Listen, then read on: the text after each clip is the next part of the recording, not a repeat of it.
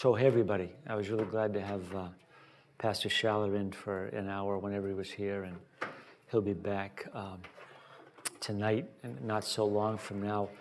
I think we're going to go, we're going to go straight through till 6:30, then take a half an hour dinner break, and then be back in here at 7, I think is how the schedule's going to fall here. So we've talked about some of the different, thanks, appreciate that, Elizabeth. I'm talking about like what I called sort of the spectrums of leadership, and we've done 3 so far, like a pastoral approach versus an organizational approach, what I call a prophetic approach. If there was a better word, I would use it, but I haven't found one, versus like a collegial approach to giving definition and leading the church and the team. And the third one is, am I like a big picture person, or am I going to get involved with the details?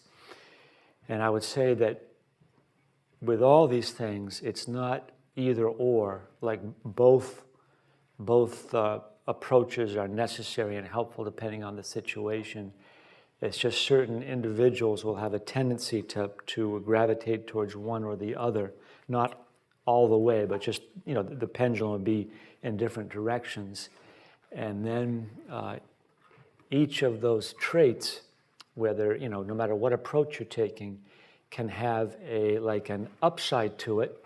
And then that upside can be like a downside, just depending on how it comes out in a given situation. So the third and final one that I want to talk about here is this one, which is really sort of my approach to myself and to the team. So am I like what I call fellowship oriented, or am I production oriented? And in Pastor Sam's paper, he was talking about being fruit oriented, like what am I looking for? And again, this isn't either or. It's just everybody's somewhere in the middle here. But what's my basic approach? And if I'm production oriented, I'm looking at like people more in terms like my approach to them is what can I get them doing? Like and I suppose in the good sense, what is their function in the body of Christ? Get them into that, and then make them productive. And the idea is that the church is going to go forward by activity, especially soul winning, but then, church services, making them awesome, having great, having a Sunday school and a praise team and all these different things so the church can grow, being out knocking on doors, whatever that is, so people will come to the church. And then, I think in a very good sense, realizing that it's healthy for people to work, to have godly activity and to fill up their time. And then fellowship oriented, it'd be like what is the church? It's that that we that they may all be one, that we be loving each other, caring for each other, being together, interacting, sharing truth with each other, loving, sharing our gifts and the portions among each other. And that's like the how I view the fundamental role of the church. And then even my staff, like when we get together, are we getting together so we can get out and get moving, or is being together like an awesome end in itself? And I shared how sometimes I can get frustrated with our staff meetings, on Tuesday mornings, and I'm just saying that because of my mindset, my orientation is okay. Let's going. If we're going to meet, let's conduct business and then get out and get after it. And Pastor Schaller has a different approach, and maybe different gifts, different emphasis that he has, but he's like very, he's like, and then on top of that, you guys know he added the prayer meeting to it, right? So I got the staff on Tuesday morning tied up from 8:30 to 11, it depends on 11:30, 12, and then And then sometimes, I'll sit in those meetings looking around and I just say, like, how do these people have the time to hang out? You know what I'm saying? And it's just, but the other side of it is like, thank God that they are hanging out. And, they want to be with Pastor Shaw. They love being together. They want to be hearing from the pastor. It's like an amazing thing. So this is just two different approaches, And I would also say that my wife and I, like, we're different people, different capacities, different gifts, whatever you want to call it. And there's been situations where, we've been in a certain church or whatever, and I'm like doing very well in that church, and my wife isn't doing so well in that church because just the expectations that's on the person. I'm saying, when the pastor says, hey, let's do it, I'm like a very responsible person. I have it in me like to kill myself, to burn the candle at both ends, to go and go. And so maybe I could thrive in that environment, and then other people maybe not so much. And so this is all back to, like, who am I? Who is my leader? Who are my followers? And then the example you keep on giving, like I feel like I'm called to a given team. I go there by faith. It's awesome. I'm there. And then I find out that there's somewhat of a different, a mismatch here that may or may not work. If we recognize it for what it is, and then put it on the table, that can help sometimes, If we don't recognize it for what it is and start to get mad at people, like I'm angry at this person because they don't work hard enough, but they always are there to hang out with me and drink coffee, but when I need them to go do something, they're not doing it, and that could bother me. Or I could look at someone who is like, very much production-oriented on my team, and I start calling them, well, you're a Martha, I want you to be a Mary, you know what I'm saying? So that's how it can go, So I'm going to let you, again, we're going to have the, so you just draw the whole matrix here. This is the line, okay? Everything above the line is going to be good, all right? Everything below the line is going to be bad. And as I think we're starting to understand, and maybe we already understood it, and some of you knew it without me telling you in your papers there, is everything here that might be good probably has a bad counterpart. Everything here that might be good might have a bad counterpart down here. So maybe I've said some of the stuff, but what would be the benefits or liabilities of these different approaches? And we got the mic, and Andy, I appreciate you helping with the microphone. Thank you for that.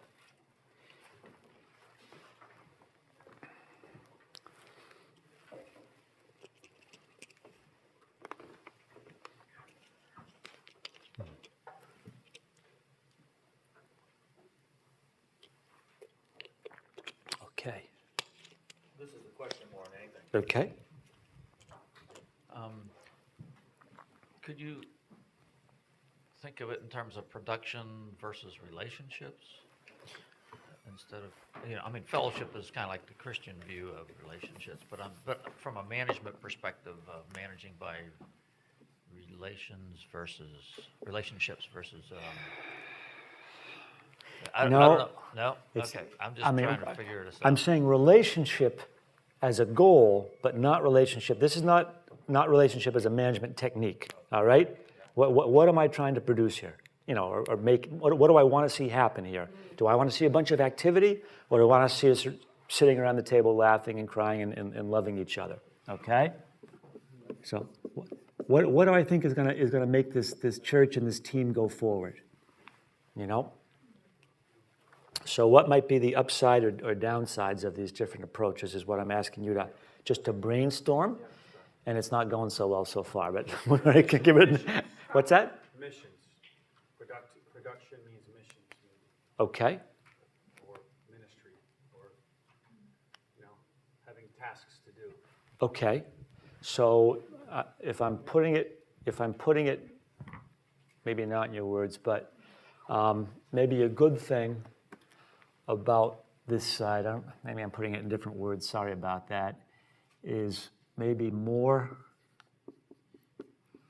stuff gets done, all right? That's not what you, more stuff happens, all right? So maybe that's a good thing, all right? and what might be like the bad counterpart. Actually, is there a bad counterpart down here? Notice that Or how's, I'm not sure. it doesn't work. Yeah, that doesn't work, okay? But the Okay. counter would be that you're doing a lot of talking, a lot of. Oh, no. A lot of stuff happens. Over on this side, nothing happens, right? But is that good? Too little happens, all right? Isn't that a negative? Yes. Too little, thank you. That's what I wanted. Too little happens, less happens, you know? I could say the bad side over here is too much happens. All right? I've used this quote a few times over the years. I have no idea who said it, and you may have heard it other places, but a Chinese believer here in the United States, it's amazing how much you can get done without God. You know what I'm saying? I think that definitely happens in churches in the West, you know, because that's how it goes.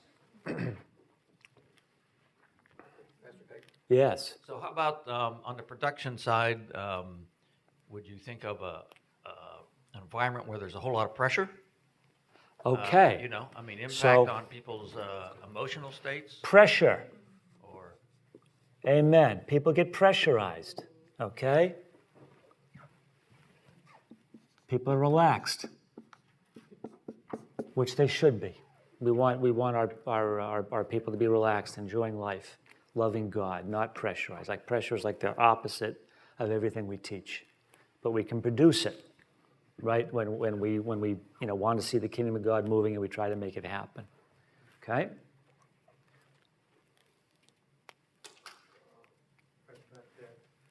Yeah, go ahead. Could it be a danger on the production side that people start to derive their identity from what they're doing, and their relationship with the people consequently are on that basis? Yes. What can you do for me? Yes. So maybe I'm just because I'm trying to use fewer words. Wrong identity.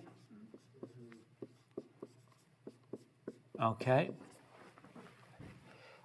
Loss of relationship. And I'm just going to abbreviate this. Loss of relationship. Okay. Now, how about over here? Like passivity. Passivity, right? Loss of vision. Okay? Because there's no, what's the word? No godly vision, right?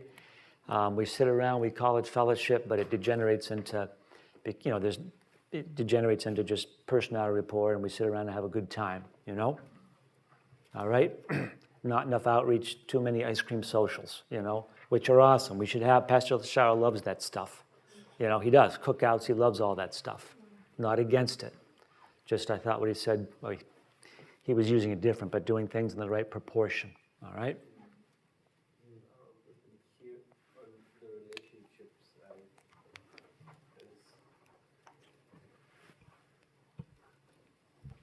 On the relationship side, there can be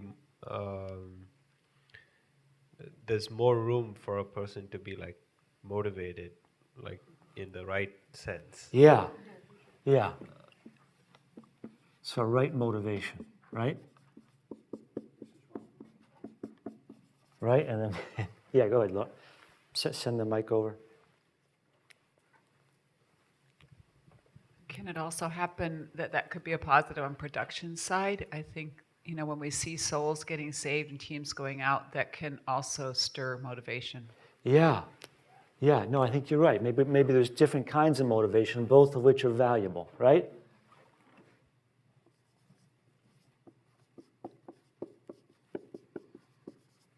I mean, that absolutely, as a young believer, right? I'd never really been in a church that gave me a vision for my life until I heard Pastor Stevens preaching. Like, we're going into all the world with the gospel. Oh, I never heard that before.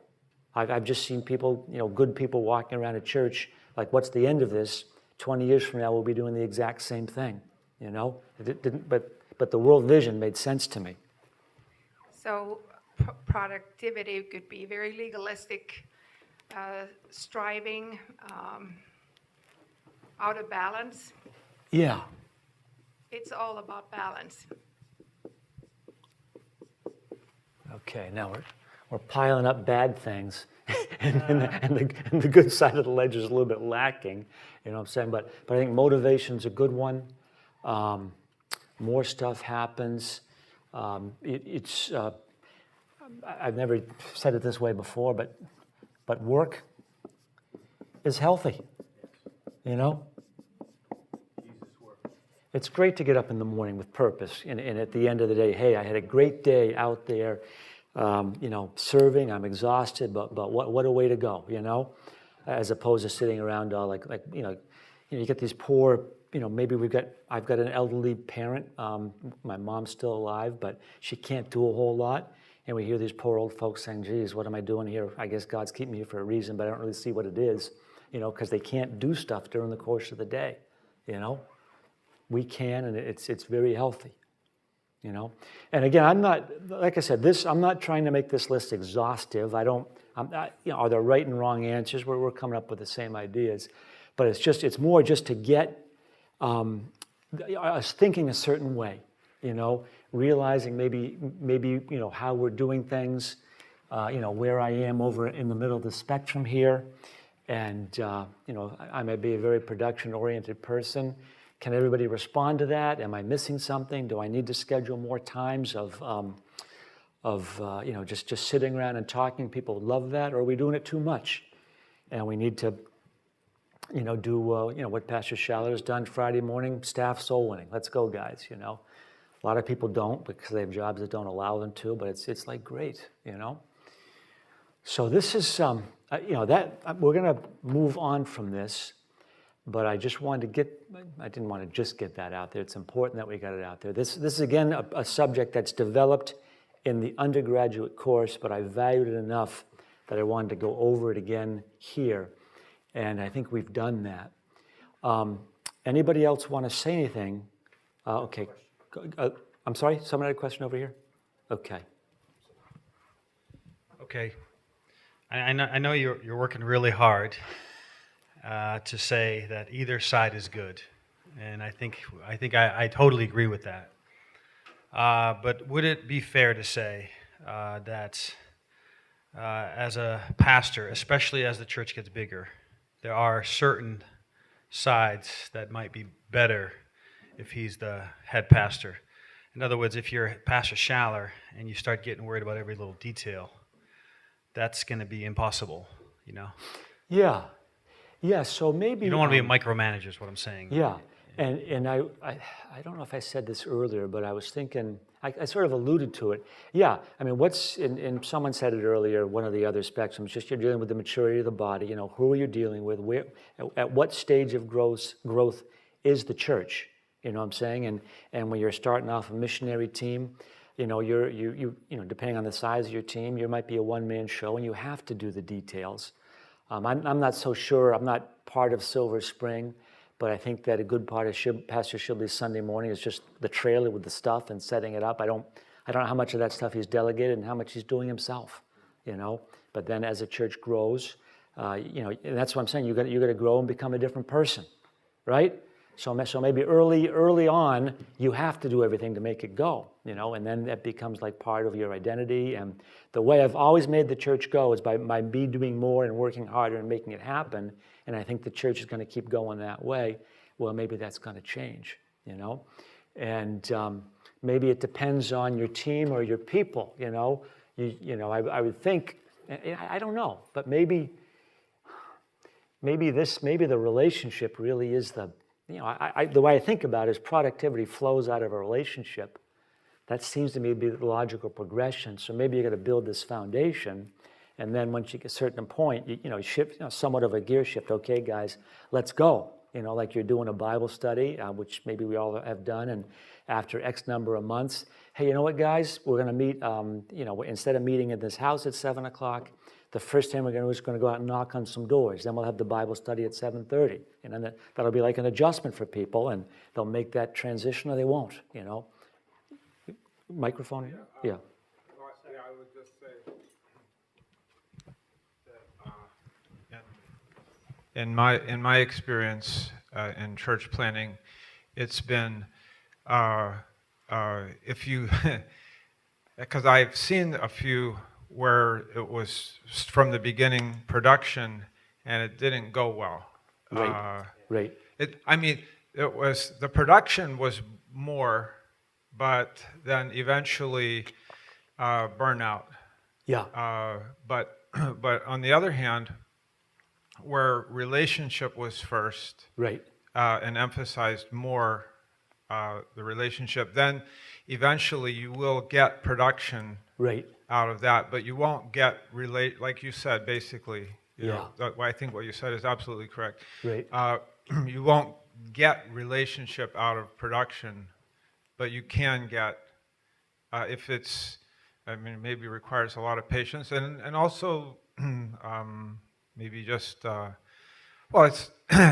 Basically, this is our what we've heard for decades about Paul's epistles. How much, first of all, it's just telling you who you are, relationship, and then Ephesians 4:1.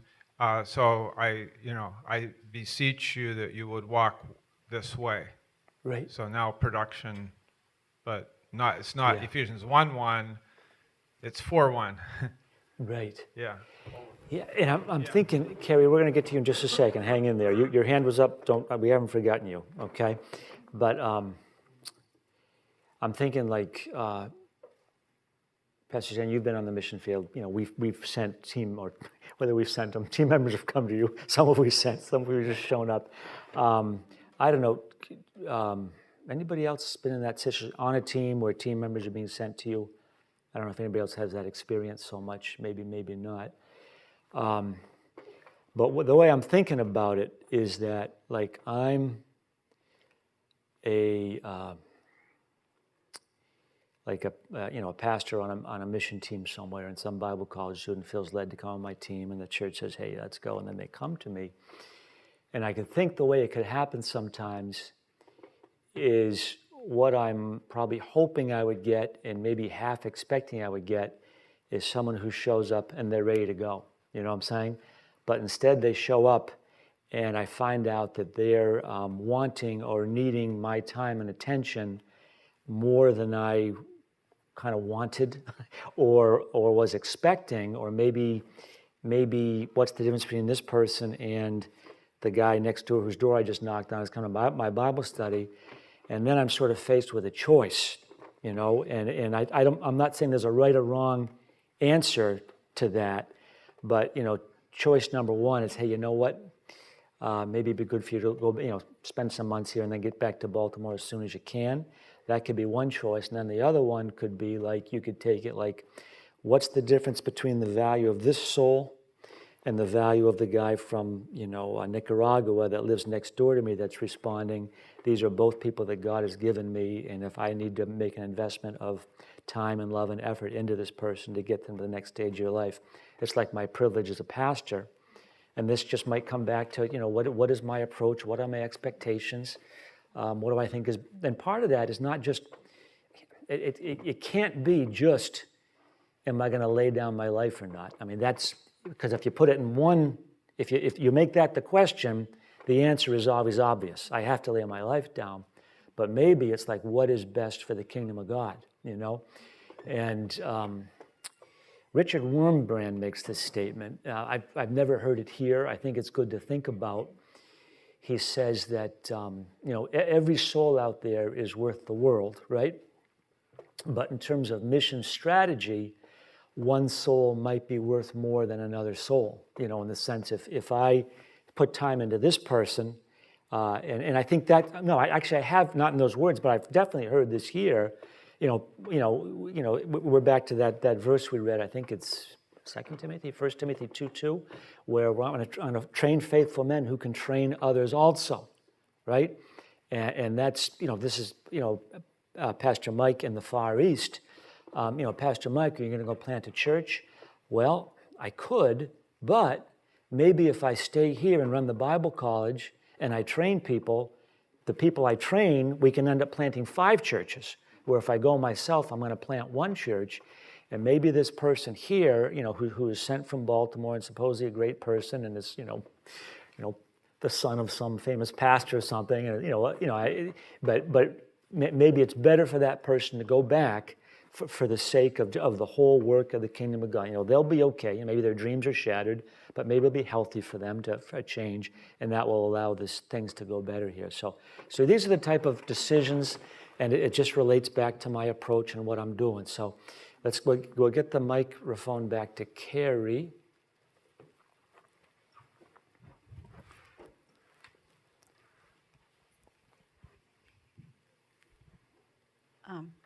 So I thought of this when you were saying we don't have so much positive on the production side, that production does give opportunities for building relationships and developing people's skills and developing team and body life. And those are all great things about production. Yeah, and here I am. So Carrie works in Pastor Jason Moore's in-reach office, right? And this is how I could think about it. Like, if I'm in the in-reach office, right, I'm Pastor Jason, we get these cards that, these visitor cards that people fill out, right? And I know, because I've read and I've seen it work as Pastor Jason, I'm speaking for him now, that every 24 hours that goes by, these cards get exponentially cooler, in terms of the value of hitting this person within what's the statistic? 72 hours? There's some number in his head. If you don't get it in 3 days or something like that, you're going to lose something. So then someone comes into my office, right, and that person's job is to get these cards from point A to point B, input it in the system, whatever it is. And these people come in and they want to hang out in fellowship with Pastor Jason. It's like, I got to get someone here who is production oriented. I'm saying that's what it has to be. And then, me, I've spent the last decade of my life working with this staff, but again, part of that is, for me, the payroll is an issue. It's not the biggest issue, but it's definitely a factor. I'm taking your hard-earned tithe dollars. You're out there working jobs and putting your kids through Christian school, maybe working second jobs and giving us the money. And I just don't feel right if people come in and sit around drinking coffee all day. What I'm saying? So we wheel and deal to squeeze every dollar out.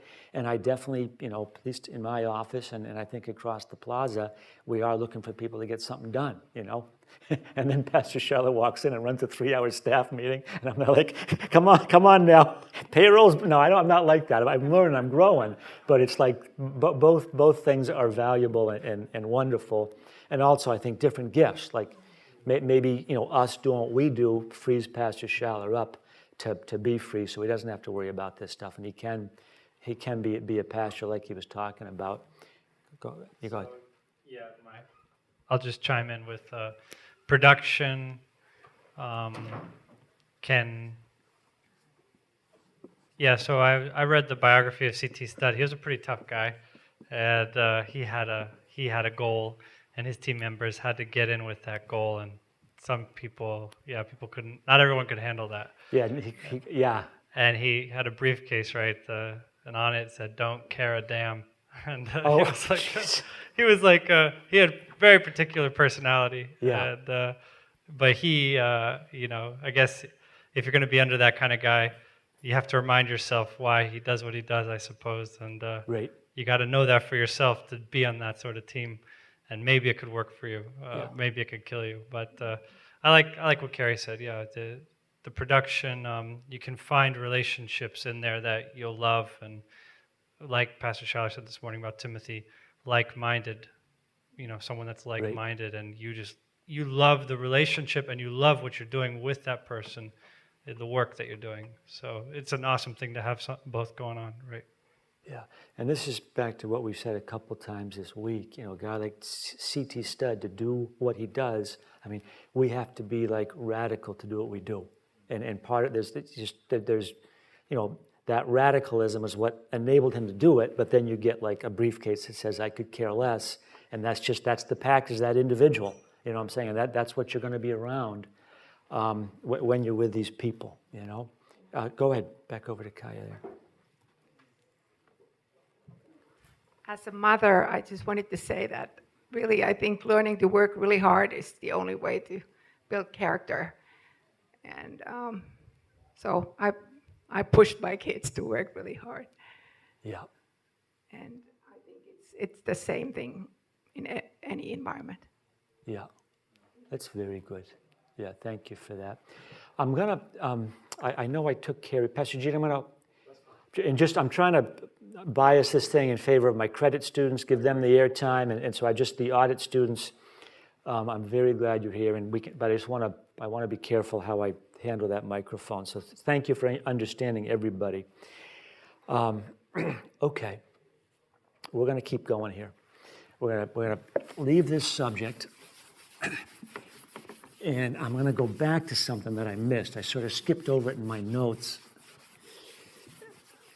and we alluded to it sort of. We've touched it, but I wanna cover it again. And it's to say it. The short version is there's in you and me. There's things like of the Spirit, and there's things that are natural. I don't mean fleshly, carnal, sinful, but it's just things that are natural and things of the Spirit. And you can't always tell the difference between what is, it's not always clear where one ends and another one begins. And this is so this is a diagram. This is a person now, all right? We've got like the natural part, all right? All right? And then we've got the spiritual part. The spiritual, okay? And we got these things in the middle about that person that are both natural and spiritual, all right? We've got this part of the person over here that's natural but not spiritual, okay? And then we got this part over here that is spiritual but not natural, okay? Now, is this true? I don't know. I think it's a good way to think about it, though, and maybe it is true. And the reason we put this up there is to help us deal with ourselves, help us deal with the people that we're working with, help us deal with our leaders, okay?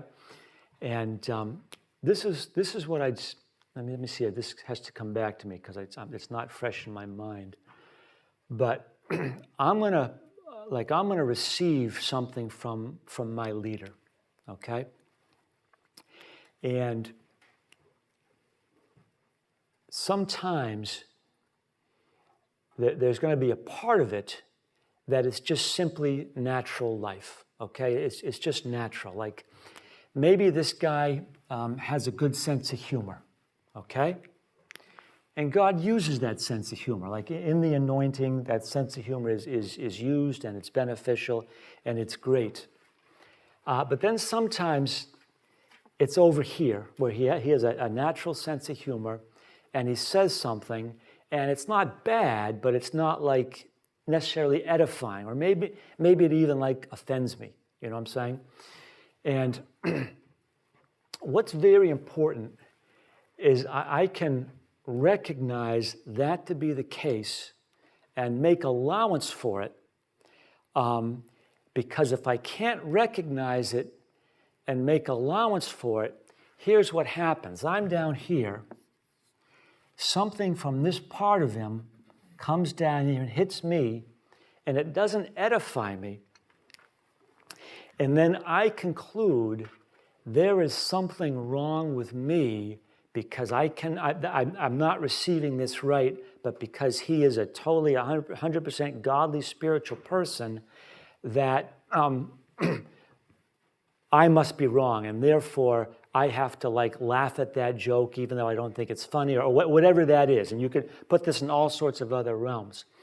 And so, and then sometimes you might even have something that's natural that maybe does damage me. I don't know what it means. Maybe he's got a like we were talking, Pastor Pete. He's got a sense of maybe anger or frustration, and God uses that. Like Pastor Stevens used to talk about, like this righteous indignation term that he would use, you know, and God uses it. But then sometimes it comes out in the wrong way, and it hits me, and it's not edifying to me.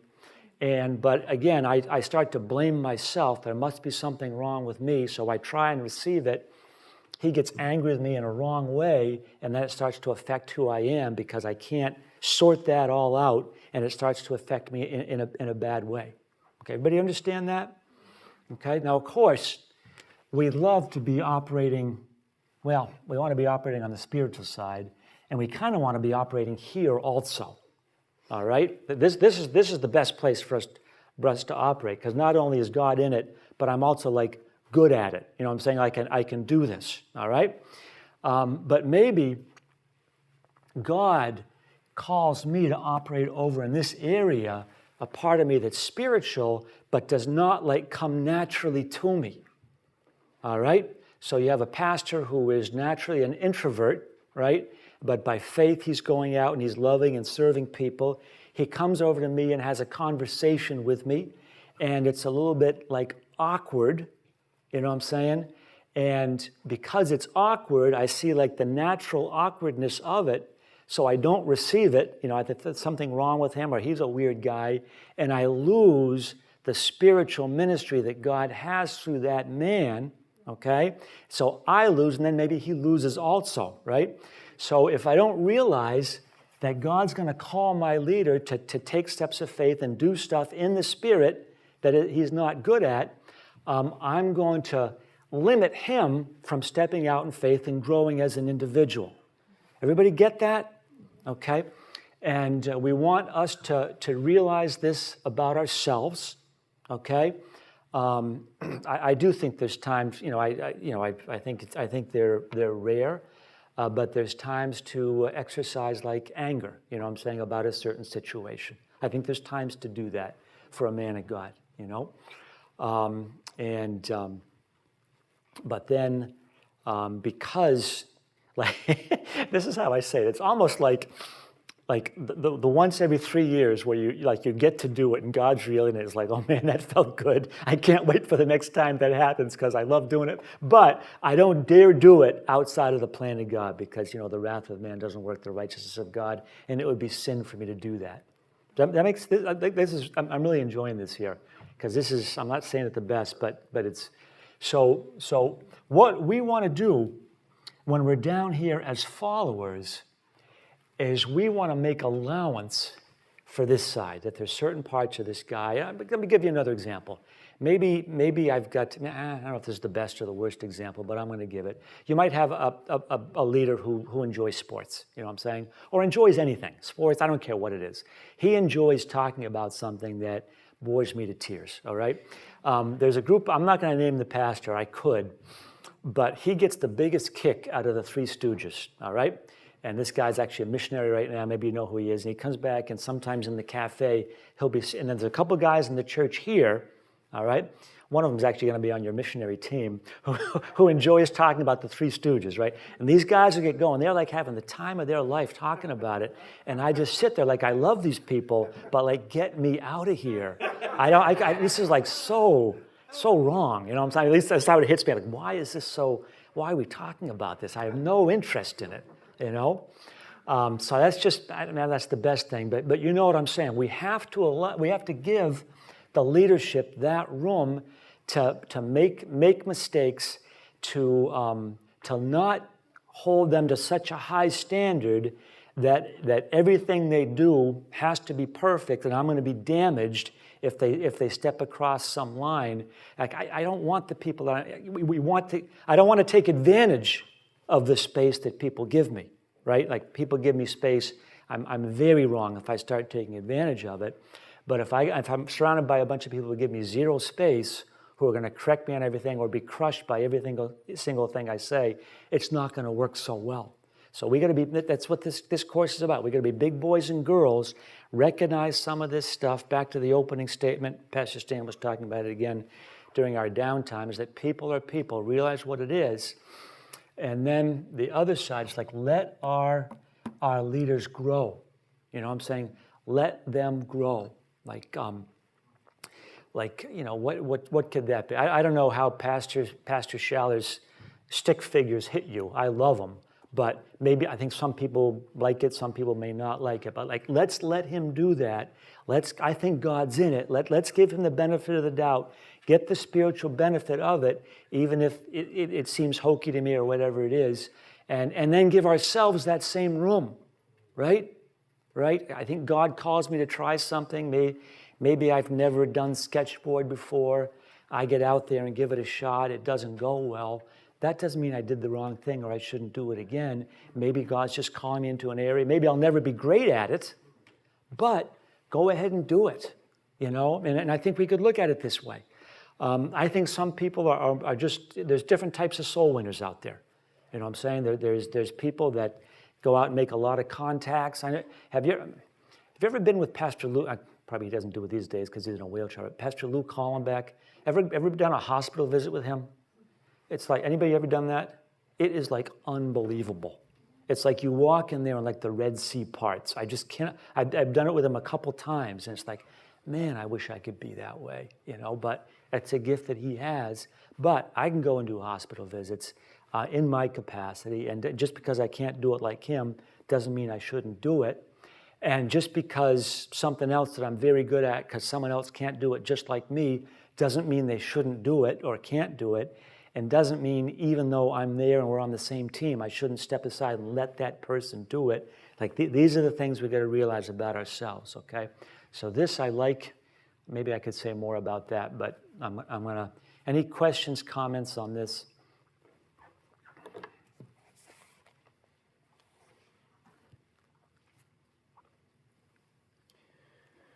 Okay, how is everybody? We all having a good night here? I'm glad to see all our guests here. That's good. Yeah, thanks, Pastor Stan. I feel better now. The crickets were chirping.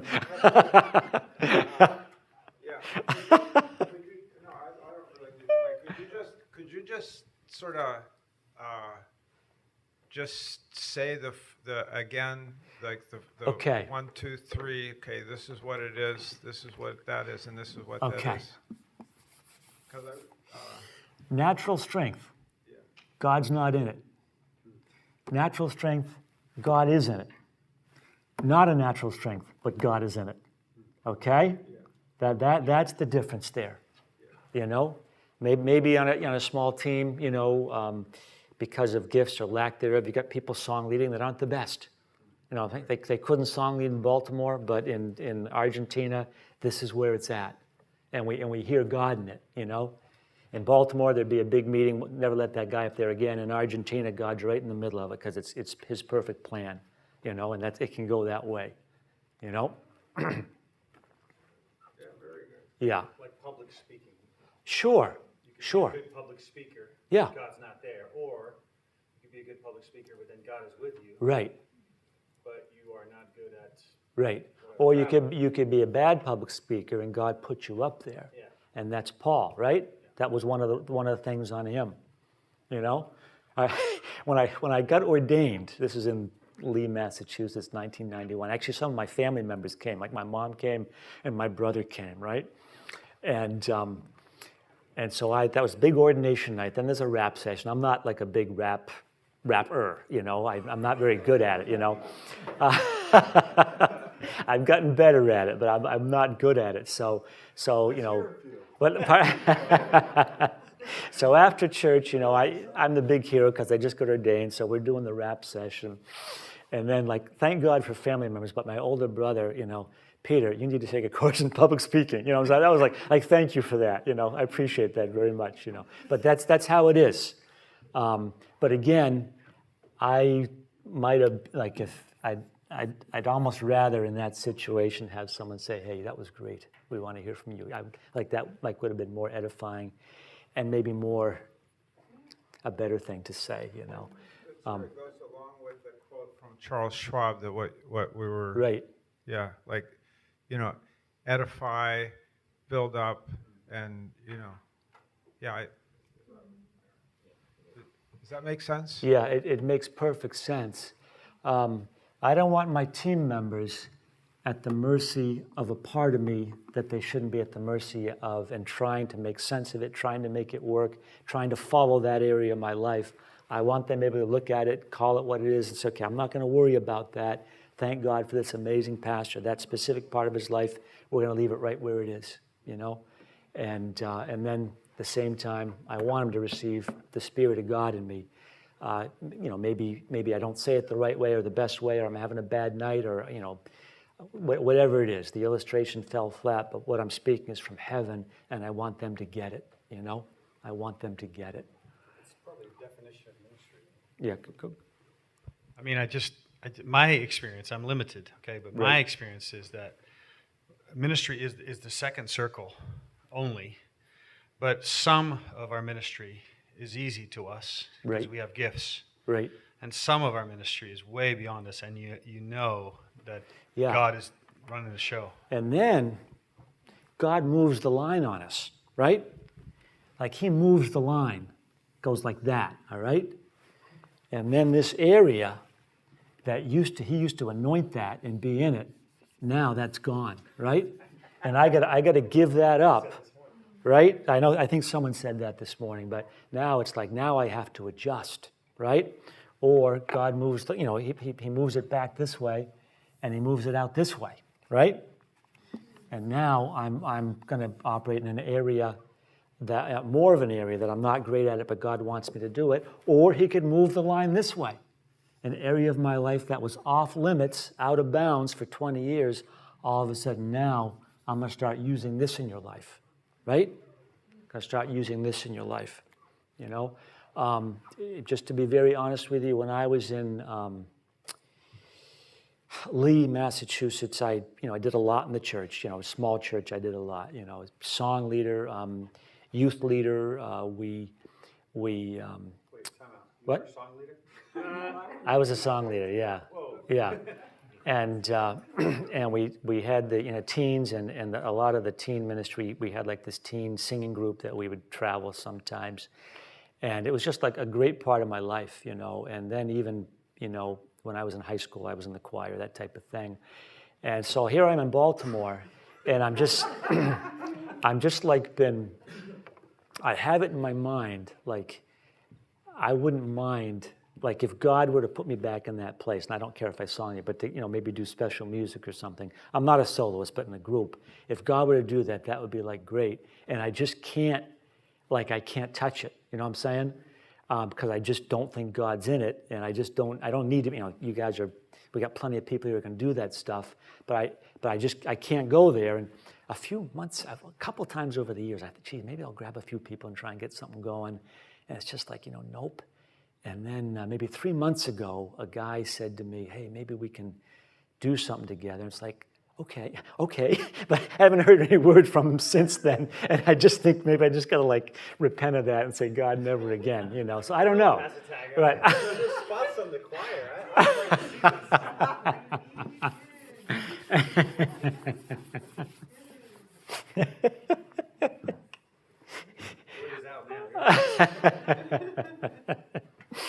Oh, God help us, So, we're going to, yeah. I just wanted to, so when you're over there, you're not talking sin. You're not talking carnal and you're not talking like the old man. You're just talking about Areas of strength, areas of ability. right. But God's not using that right Right. now. He's Yeah, not yeah. in it. He doesn't want me exercising that area. You know what I'm saying? Right. And so I got, the pastor down the street. He goes out and plays golf with a bunch of people from the church, and God's in it. I love to play golf, so I go and do it, and God's not in it. It's not a bad thing, but, or I am playing golf, and people in the church think, geez, should I be playing golf? So then they, anyway. So was another hand back here? Or someone was just stretching. Okay, Helena, there we go. Let's run the microphone back. Where is it? Andy, I appreciate that. Thank you so much. Okay, just hold that thought, Helena. Okay, I know you're going to say it. So guys, just understand, everybody, we got Andy Castro running the microphone back and forth. Why is he doing that? Who does he think he is? Guys, it's a gift. Thank God someone's doing it, all right? And this is how you have to think, all right? Go ahead, Helena. Yeah, maybe I'm a bit slow, but the natural part without God, I mean, isn't that in the flesh then? Well, I guess it becomes that. Because everything you do without It faith becomes or that. without Yeah, God is... maybe I'm not. Maybe I'm talking more about personality things like that. I don't know. Maybe I can't define it any better than I've defined it. You know, I've just been in a situation where maybe a bunch of stuff is happening and I can't enter into it, and I feel like I'm off, and there's something wrong with me, and I just don't want us feeling that way. You know, just leave it. Leave it. Don't try and evaluate it. Don't try and think that the pastor is perfect, and then don't think he's wrong. Just leave it alone. You know. But again, this stuff will save you. You're on a small team somewhere. There's 5 of you. You get on each other's nerves. This can blow up missions teams or churches. I'm sorry. Like Pastor Mati, God shelves his gift for 20, 30. God, I mean, I'm just trying to think of an example because I think it's very good. Yeah. Pastor Mati's an artist. For Right. 30 years, nobody knows he's an artist. At least I didn't. Nobody hears anything. All of a sudden, now is the time, and God Right. uses that. God shelved his gift, and now it's being used in the ministry. Like, it's kind of like, Yeah. it could have been that it would have been carnal, or it would have been natural. Carnal's not the right Right. word. It would have been natural, and God wasn't in it. Now God's in it. You know? Yeah. I think it happens a lot. Yeah, I think that's good. Okay, we're going to shift gears here. And this next subject, I just really ask, especially when we got a larger crowd here, all right? I just really ask for like your patience, understanding as we talk about this. I don't want something ripped out of context of what I say, and then we walk out and take, you know, one sentence out of a 45-minute conversation and then tell your neighbor about it. Pastor Taggart said this. Please, I'm just asking that we don't treat it that way. I think what I'm saying is very good and valuable, which is why I'm saying it, but it's sensitive material. It doesn't have a rating to it, but it is sensitive, okay? So just stay with me on it. And I'm also, I cover this in the undergraduate course, but I'm going to go a little bit further into it tonight, maybe in some depth that I haven't before. And because it's new material that I've developed, I may make some missteps also. So I'm sort of guinea pigging it on you guys. So stay with me. But so this is the next thing that we're going to talk about. Let me just get a little bit of water here. Okay. So this next section is about the pastor's wife and the pastor's secretary. And there's certain like unique things about those positions that I want to talk about so that we become aware of them, can identify them.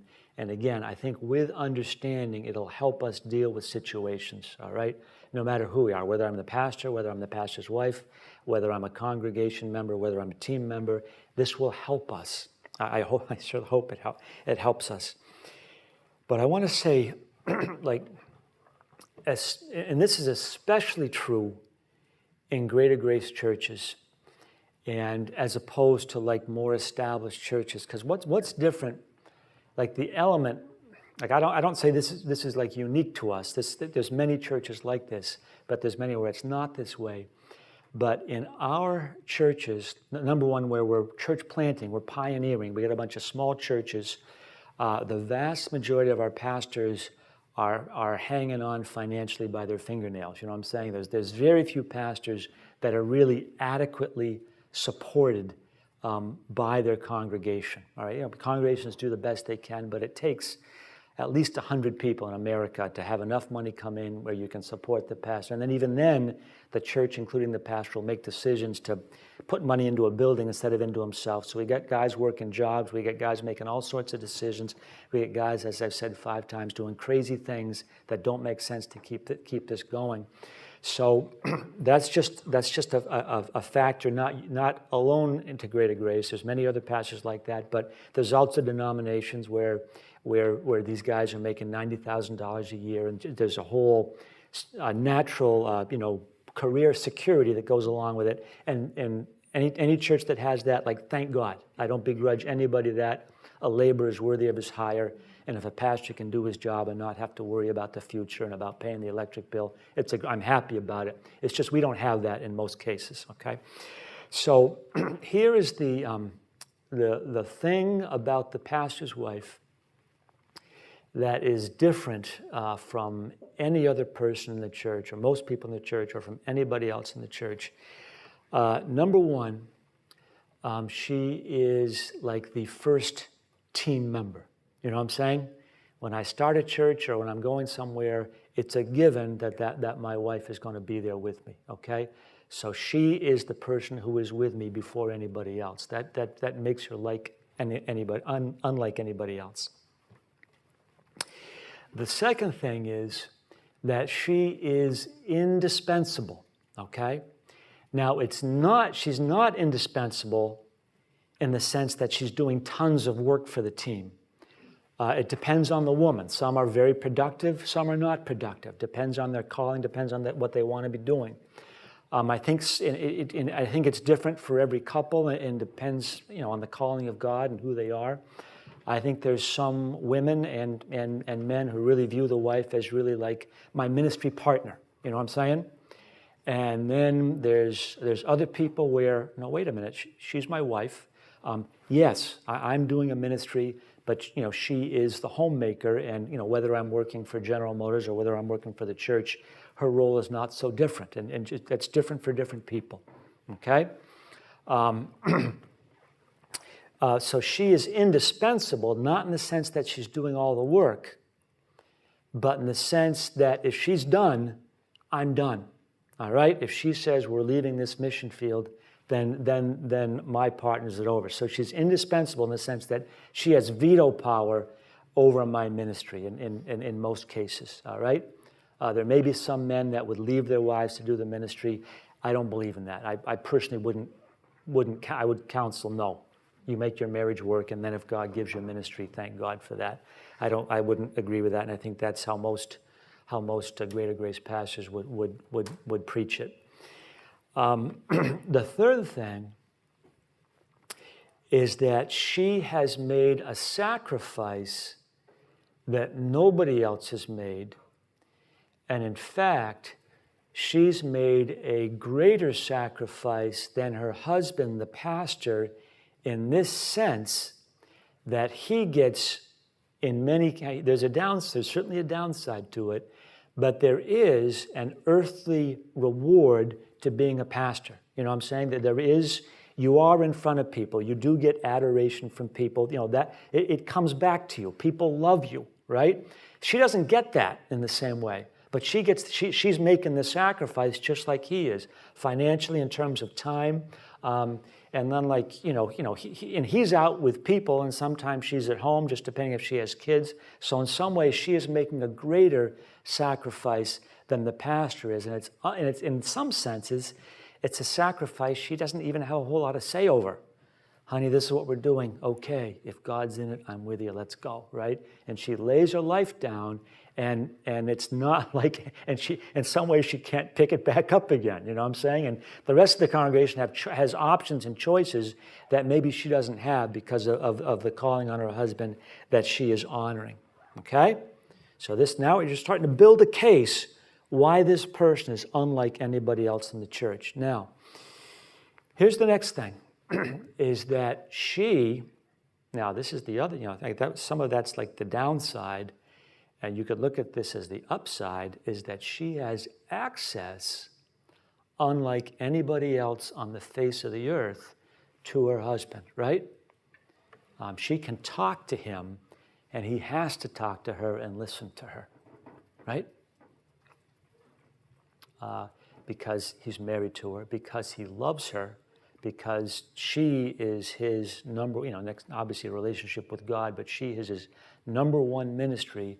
So she has his ear, and his time, unlike anybody else. Unlike anybody else. I'm just going to say this, guys, because I used to think this way, and now I've learned. All right. You may think that because Pastor Taggart, because my position is there, that I'm like buddy with Pastor Schaller. I'm not. I'm not going bowling with him. I'm not over at his house right? We're not exchanging Christmas gifts. I'm not his best. I mean, certainly friends in the ministry and a good relationship, but in terms of, I don't have that. And so don't think that, that there's this group of people that have all this, this friendship, with Pastor Schaller because, he's laying his life down, But Lisa has time with him that nobody else has, right? And I'm trying not to make it personal because I'm not talking about the Schallers. I'm talking in principle, universal, about pastors everywhere in Greater Grace, okay? So she has access, and we'll come back to this thing. Now, the next thing is, can I prove this spiritually? I don't know if I can prove this, but I think practically, she is under attack unlike anybody else, all right? And we could say spiritually, like logically, who's under the bigger attack, the pastor or his wife? I don't know. But maybe the wife, because if the enemy can take the wife down, then the pastor's going with her.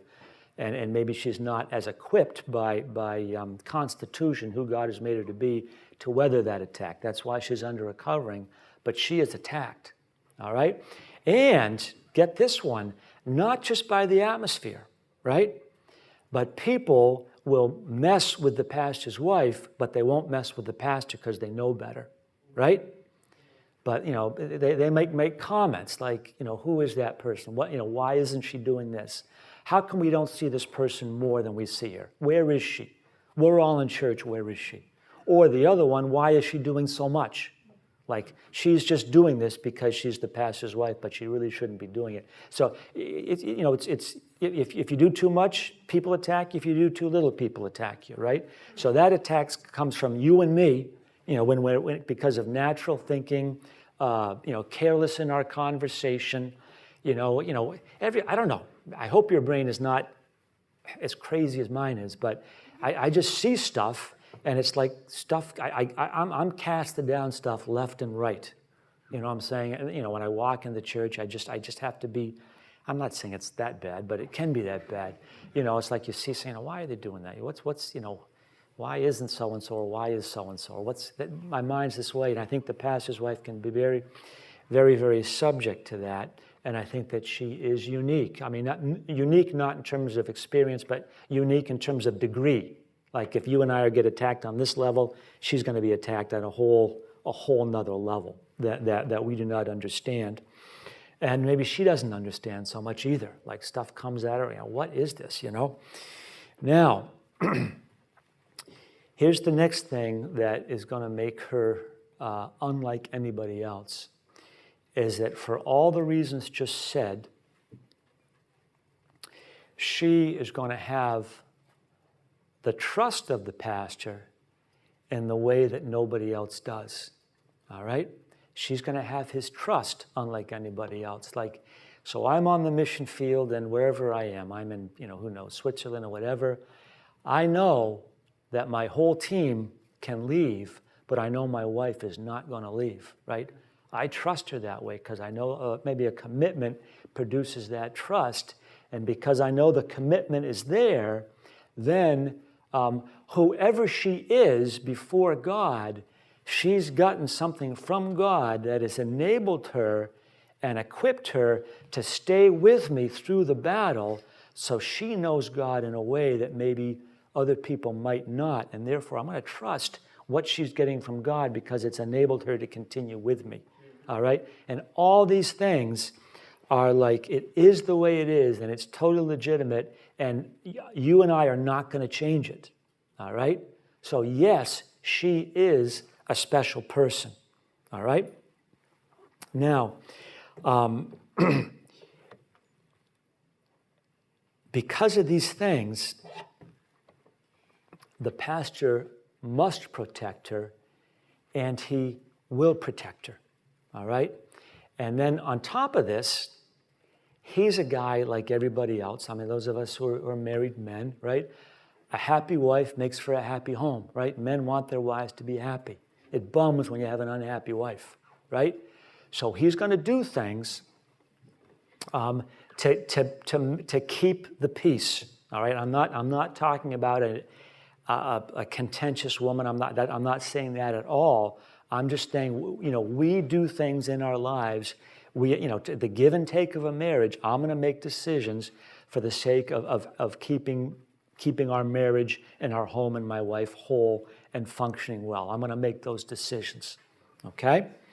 So that's the type of protection I'm going to put around my wife. Okay? Well, why are you living here? Well, I'm not going to answer that question, why I'm moving to this place. But maybe the answer to that question is, you know what? Because my wife likes it better, right? How do you like that? All right? Well, it's not the best thing for the church. Well, I'm doing it anyway because maybe it is the best thing for the. Now, I'm not saying you want these conversations going on like in this tone of voice, but it can be this way, right? So, if I make a decision and I know I'm doing it for my wife, right? But I got to protect her, right? So why are you moving here? I think we went before God, and I think He's leading us in this direction. That's what I'm going to say, right? But I'm not going to say it was really my wife that got going on this, because I'm not going to expose her to people because just people's minds go crazy, right? Minds go crazy. Well, who is she? Well, is she running? We are like this, it's my mind, but it's also the atmosphere, right? The atmosphere walks into that situation, grabs words, attacks, implants thoughts, right? Well, isn't he the head? He can't lead his wife. What's the matter with him? What's wrong with her? All this stuff comes in. So we've painted the whole picture. How you have this person in a unique place because she's in that unique place. There's like unique protection around here. And now I'm not sure what's going to come next here. Now,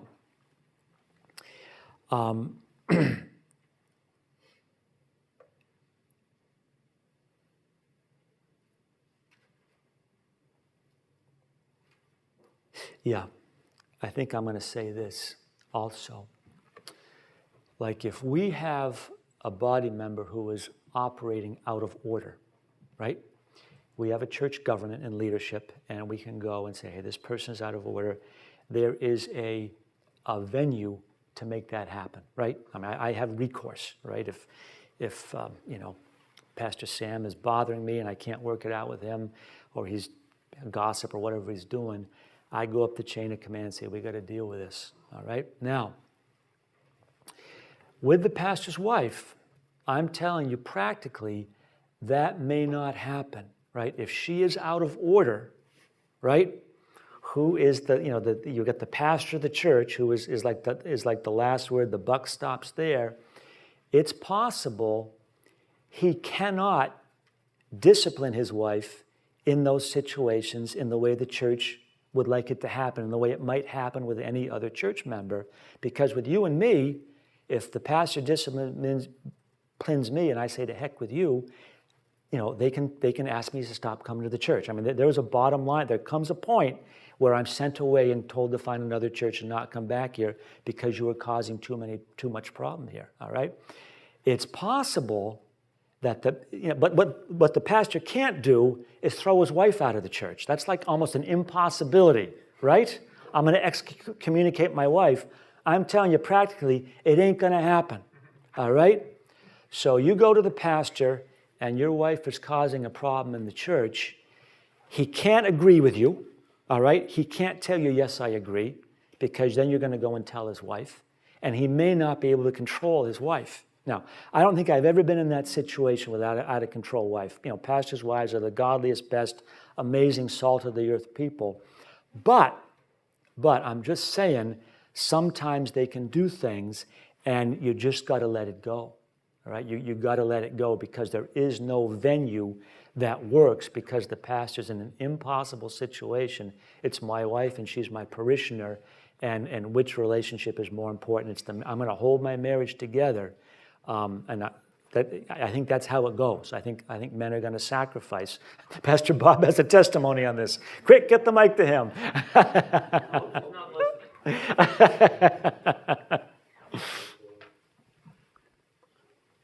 I think you'll find that many times the wives are much more amenable to input than you might expect. Maybe it's the right way, because sometimes they don't see the impact of things that they say or do. And when you come back to them and say, hey, I don't know if you know that this happened or not, but because of this has happened or is happening. You do it in a hopefully very spiritual way, and, rather than being confrontational. And it's, hey, we got to make this work. And if they're a partner in a ministry, as you say, which I think they should be, Right. I don't think it's an impossible situation to work out. No, it's not. No, I don't mean that at all. I'm just saying it can be difficult to work out. Yeah. And in those situations, we got to leave it alone. I'm just saying, yes, I'm taking it to the extreme, Okay. The nightmare scenario, but these things do happen. Yes. These things do happen. Now, I'm going to keep going here.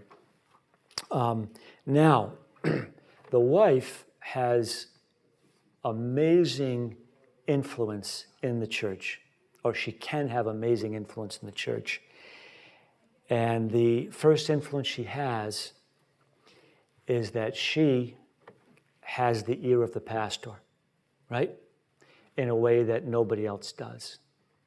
So when she goes to him with a problem in the church, she gets a hearing, all right? In a way that nobody else does, in my opinion. And I'm not saying pastors are sentimental. I'm not saying that at all.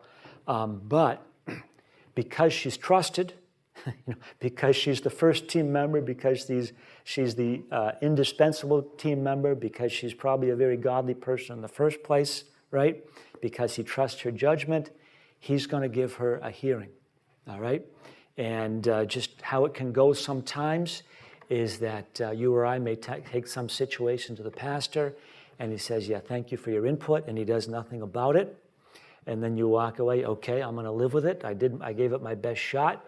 And then 6 months or 18 months later, hey, my wife told me this wasn't going so well. Let's do something about that. And then you're just going to sit there and you're going to eat that. You're not going to say a word, but it can go that way. And in some cases, thank God it is that way, because she can listen to him, But then it can go the other way also, where she gets to him and he takes action, and then later on you go back to the pastor, you did this, but it wasn't the whole picture, and then he's got to go around and reverse it if he can, and then she's got to eat that also as the pastor's wife, that, hey, it didn't go my way, I got to trust his judgment, I'm just one person in the church. But she has influence because she can talk to the pastor.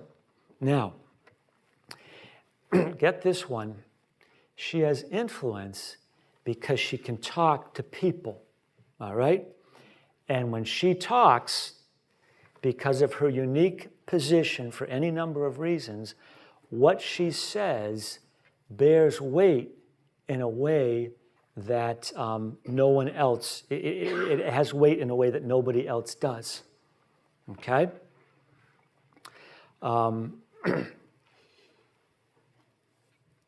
Like if I say something, all right, and I get it wrong, right, Pastor Schaller has freedom to stand up and say, no, it's going to be this way, and I'll be there, yes, thank you for that, Pastor Schaller, appreciate that, thanks for correcting me, like no problem, right, that's how I should be.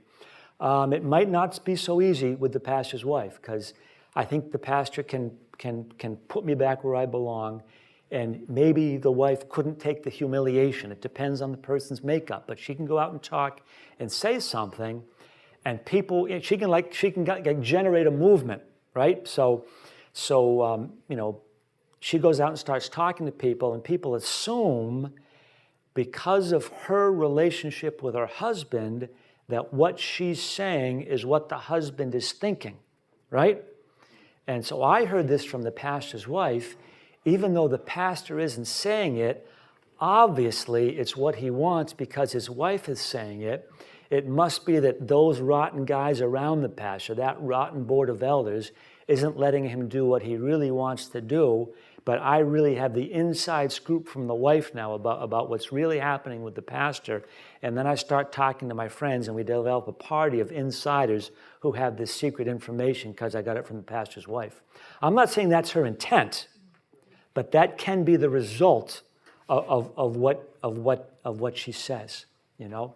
So she has to be very, very careful in what she says, and in some ways, I don't know if it's I was going to use a certain. I'm not going to use that word. She just has to be very, very circumspect in what she says, and at the same time, well, let me do one more thing, and then I'll get back to that. And then another thing about her, in terms of her influence, is people are going to be drawn to her in some cases, right? So like, oh, it's the pastor's wife. Hey, you know, she's a celebrity in the church. I want to get near her. You know what I'm saying? So sometimes people will be drawn to her because they want to be close to her. Some of that's very, very awesome. Like, this is the pastor's wife. I want to honor her. I want to give her special room. I want to make sure I greet her, let her know I care about her and love her, let her know I'm praying for her, try and be a friend to her, give her gifts, see what I can do to help her. That's amazing, all right? But then there can be people that want to get close to her because they think by being close to her, they're close to the center of power, and it makes them feel important because I'm friends with the pastor's wife, right? So she's kind of walking through this minefield, and she sort of has to be discerning about who is who and how it's going and how what she says is being taken by these people, and how she should process what is coming to her, because she has to be careful. Now, when you're in Argentina with a team of 6 people, it's family. These problems can exist, but everything's on the table. Everybody knows all this is going on. It's like these dynamics they can happen, but they're probably less likely to happen, but they could. But the larger the church gets, the less people know each other, right? And there's distance, and that's, you know, one of the larger the church gets, the harder it is for people to individually know the pastor, so these dynamics become more important. This becomes more of a potential or possibility. If she takes a position in a ministry, right? Like she's in the music ministry, or she's on a praise team, or she's in a special music group, or she's in the Christian school, or she's a teacher in this Christian school, or the principal of the Christian school, right? It's more difficult it's very hard to conduct yourself a certain way. Like put yourself in the situation where you're the music leader, right? And you have a certain music group, and the pastor's wife is in one of those groups, right? And then she comes to you and says, hey, I'd like to sing on such and such a Sunday, right?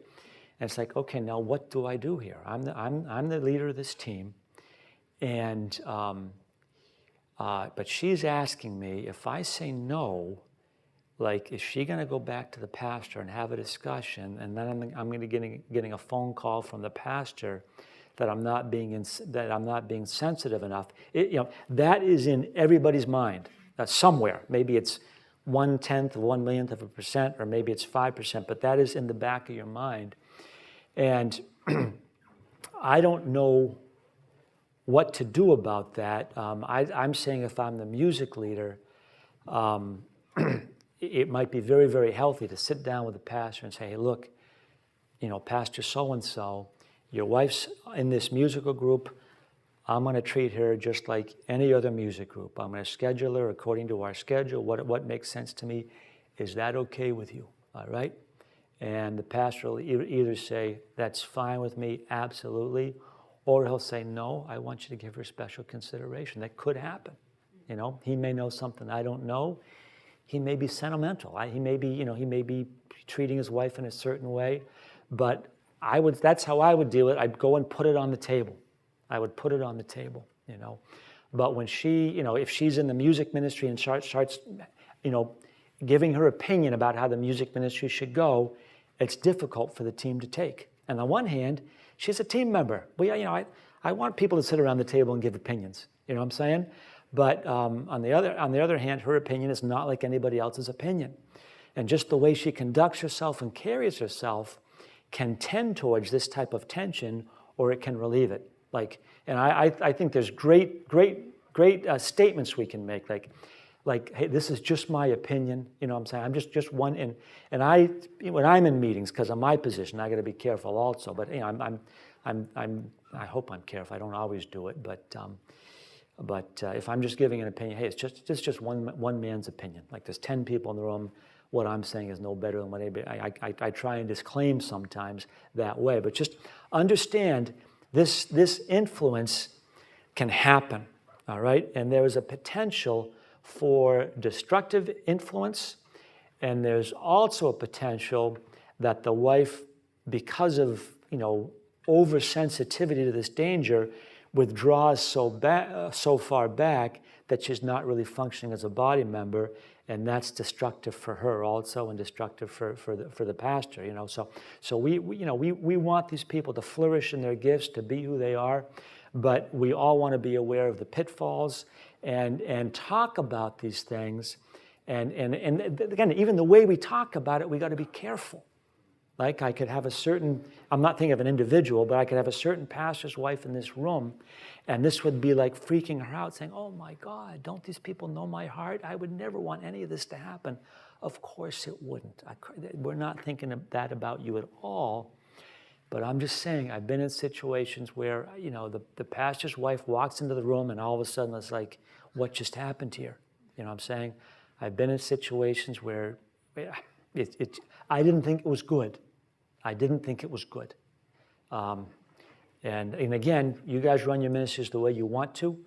And I mean that. I mean, if your wife has the gift set and you're going to make her a prominent person in your church, be aware of these dynamics. If you're going to give her a role in charge of something, just be aware of this. I think it's healthy that we're talking this way, but I want us to take it the way it's being said, which is I'm painting the dark side of the picture so we stay away from the possible negative consequences, and so we handle ourselves a certain way, and maybe we know some of what the pastor is facing, and we're careful on both sides about what did you go ahead, VJ?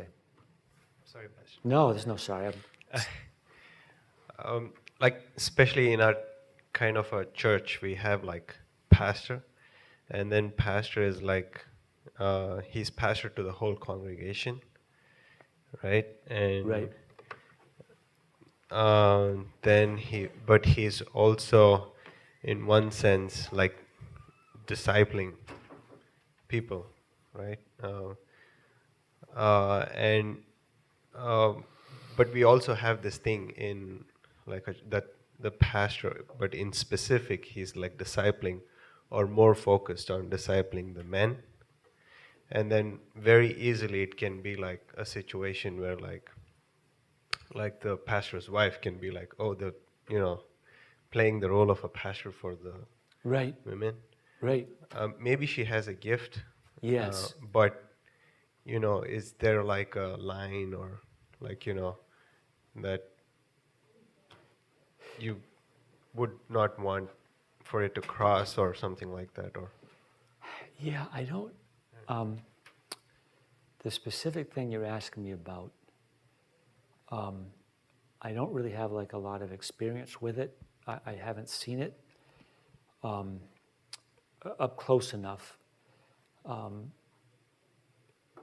So I don't know if I can define a line there. I just think it depends, like any of us. You know what I'm saying? Like any of us in leadership, we can do things that are divisive. We can disciple people to ourselves. We can make subtle comments about other things. Other department heads that we can do all that type of thing. So I think maybe the potential for danger exists with anybody who's discipling people. That'd be one thing. So maybe that's the best I can answer that, and I don't want to go any further than that. So maybe, like when the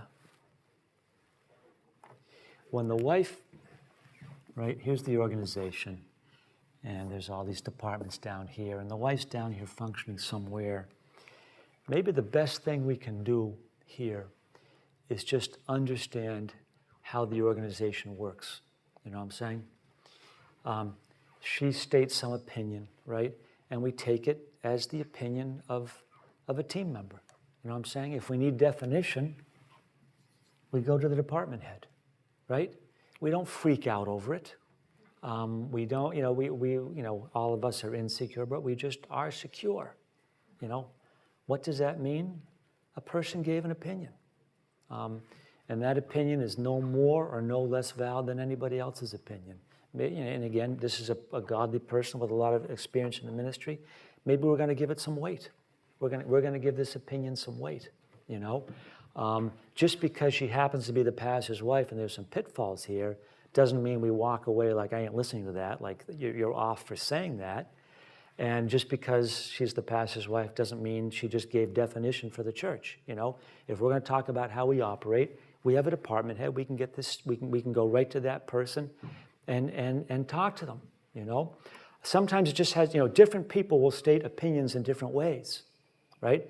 There's some people who will state opinions, but they won't state them as opinions. They state them as fact. We ought to be doing it this way, you know. And depending who they are, like if it's the pastor's wife, again, it will mess with people's minds in a way that it wouldn't bother if somebody else said it. It's like, you know, we know who they are. If it's the pastor's wife, well, do we know who she is? That's you know, who is she? You know, well, that's what we're trying to define here. You know, who is this person? You know, I think the greatest thing we can do, and I say it's just difficult for me, and I've learned and I've grown. But the greatest thing we can do for a pastor's wife is treat her as a body member. And I could say no worse and no better than any body member, but maybe a little better than other body members. Just giving honor to a person who is honorable and to whom honor is due, and give them some extra room, you know. And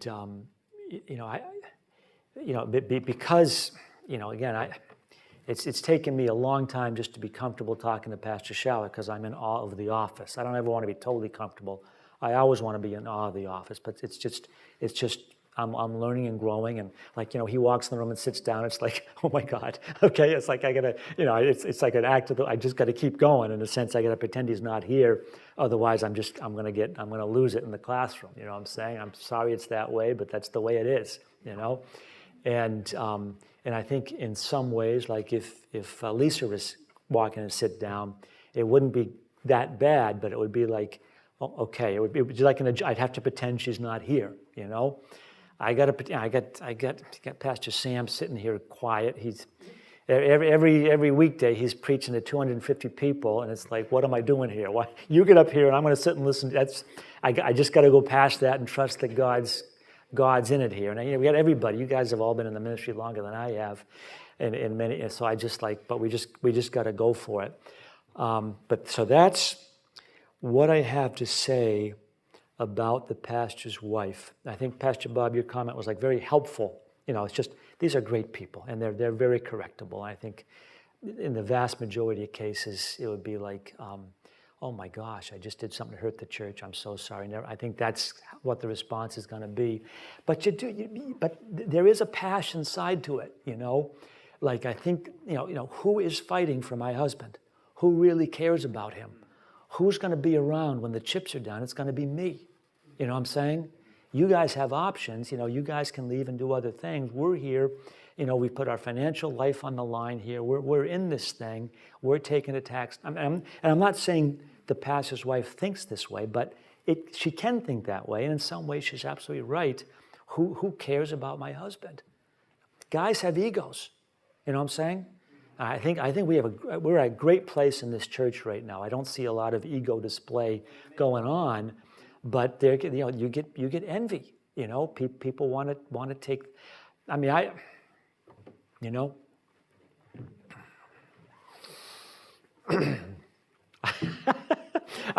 Here we go, guys. It's easier for me. I'm just saying the dynamics of it. It's easier for me to take comments from women than it is to take comments from men. It is. All right?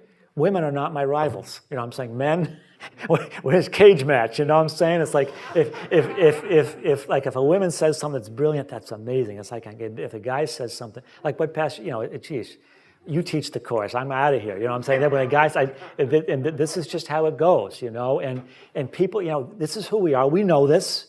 No one's saying you're wrong, Pastor Taggart. We understand this, and the wife is there. And are these guys going to take my husband out? I mean, come on now, because it can happen, And I'm not saying that thought comes into Lisa Schaller's head, but I haven't been with her for decades in Hungary and Finland and gone through what they've gone through. I was here, but I wasn't close to it 12 years ago when really it was crazy here. And Pastor Schaller took a lot of fire at that time, and she went through that, and I didn't, and it could happen again, and Lord help us. So these are the dynamics of it. Now, I'm going to keep going here, and so I had said 6:30. Yeah, I'm going to keep going because we're on the subject, and the pastor's secretary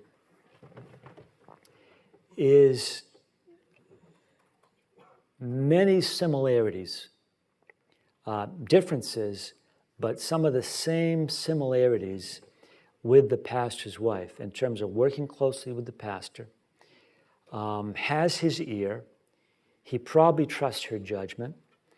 It's not easy to get a pastor's secretary. It's a very difficult job. And okay, if I lose this employee or this person who's working close with, how am I going to replace this person? So there can be, especially with a larger church, and the secretary's job becomes more important and more vital. So I think the pastor's secretary can get some special protection for the same reason, and then her opinion can have some of the same effect that the pastor's wife opinion can have, or more so, because she's in the heat of the battle day in and day. She's handling all this communication, right? Would you give the pastor this message? Well, she's going to make a face when someone says, "Will you give the pastor this message?" Because and that face might tell that person what she thinks the pastor's, or what she's thinking about the message, or what she thinks the pastor's going to think when she delivers that news. So all this stuff comes into play, and then she has added power that the pastor's wife may not have, which is she has control of access. Can I speak to the pastor? Not right now. She has that power. Can I get an appointment with the pastor? Yes or no, or when, or how much effort am I going to put in to making this appointment? So she has access, and then oftentimes, she is the spokesman. Call someone, someone calls and has a question for the pastor, call and give him this answer. So in a sense, she's she's in the place of the pastor, and she has to be careful, because how she nuances her answers can have an effect on the person. She can steer and color to her judgment what the pastor is trying to say to that person. And then, sometimes, and I think we've covered this before, but I'm going to say it again, because someone like me who's maybe intimidated by talking to the pastor, it's easier for me to talk to the pastor's secretary. I could say, "What do you think the pastor would think about this?" And then she may answer that question, right? And now we're way down a road. Unless she's really sure what she's saying, you can get in big trouble doing that. And then she may enjoy that power, of having influence in the church. It can go that way. And then on the other hand, she could be too wimpy. "Oh, you want to talk to Pastor Schaller? Sure." And hand the phone to the pastor. The pastor says, "Oh my God, I can't handle this. I'm saying, can you help me with this? Don't just throw these calls at me. I can be that way. When calls get through to me that I didn't want, sometimes I don't handle it very well. I'm calling the front. How did this person get through? What happened here? And it's not good, but it happens. So she has to be very, very careful that she is objective in control of the access and in the control of the communication. And then, so she doesn't end up speaking for the pastor, giving her opinion based on what she thinks he's going to say or what she would like him to say or her opinion about a situation. So be real careful with that. And then likewise, when she speaks in the church, her opinion is not just another opinion. It's not just another opinion, right? My opinion, Peter Taggart, my opinion is not just another opinion. And for that reason, my wife's opinion is not just another opinion. You know, she's got to be, she's not who she was a year ago or who she was, 10 years ago when I had a different job, or 20 years ago before I was on staff here. It's just things change, and we really got to be aware of that. So these are the pitfalls of these roles. And I know that I've maybe painted a darker side of the picture. I've just been in those, I've been in some situations like that, and I thought that they were just very destructive. And how about this one? Like maybe my wife, being my right-hand man, my assistant pastor in some ways, got me from point A to point B, but now to get the church from point B to point C, she's got to realize she's not going to be that person anymore, right? She's not going to be in meetings. She's not going to know everything that's going on because the church is at a different place now. And what's worked so far, now we got to change to keep this thing going, right? That's a good statement right there, okay? So it is, and then also, guys, I honestly, I know we got credit students, audit students. If I said something in this thing that's troubling you, please come and talk to me and give me a shot at it before you walk out and tell somebody else what Pastor Taggart just said, okay? Because I'm very correctable in this. It's not just what I say, but the way I say it also. And just sometimes, one of my many weaknesses is that to make a point, I will overstate to make a point, right? And then I got to reel it back in because people take that and misunderstand for good reason, something I said that could have come out better than I said it. So thank you for that. So we're going to break. Pastor Shaller's due at 7, but we're going to go eat our dinner, and he can chill with us. For if he gets here at 7, he can chill with us for 15 minutes, and we'll get going. And whenever we finish our dinner, okay?